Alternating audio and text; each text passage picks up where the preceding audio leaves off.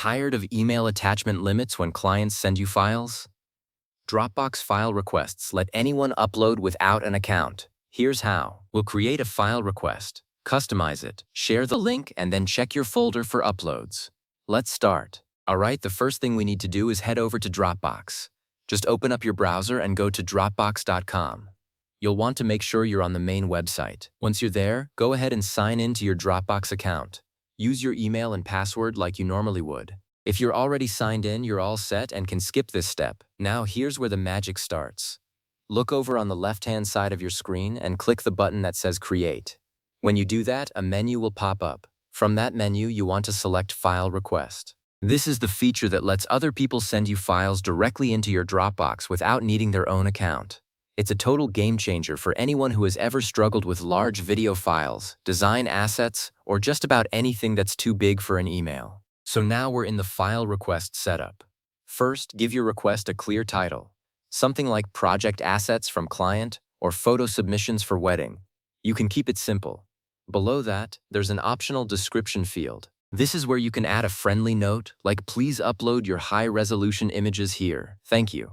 It's not required, but it is helpful if you want to give people a little guidance on what to send. Next up, you need to choose where these files will actually land. Click on the drop-down menu or Browse button to select the folder in your Dropbox where you want all the uploads to be saved.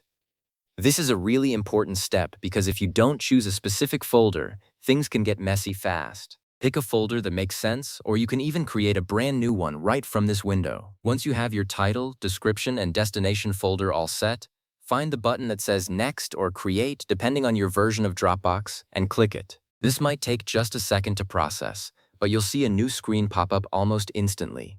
And here's the part that makes this whole thing so powerful. You'll see a link on the screen. That link is your golden ticket. You can click Copy Link to grab it and share it however you want, or you can directly type in email addresses of the people you're expecting files from. If you enter their emails, Dropbox will send them the link automatically with a nice little message. So now, take that link and send it out. Put it in an email, drop it into a Slack message, paste it into a text, or even add it to a project management tool. The person on the other end just clicks that link and they are taken to a simple upload page. That's it. No account creation, no confusing permissions, no password required. They just click a button, pick their file, and hit upload. The best part is you don't have to do anything else. Those files will appear automatically in the folder you selected earlier. You can sit back and relax. Go check that folder after a few minutes or a few hours, and everything your clients or collaborators sent will be waiting for you, neatly organized. This guide, created by Mardzalina on Double, is built on practical, tested steps just like this, so you can trust it works. And that's how you let anyone upload files to your Dropbox without needing an account. No more attachments, no more hassle. Just a simple, clean link that does all the work for you.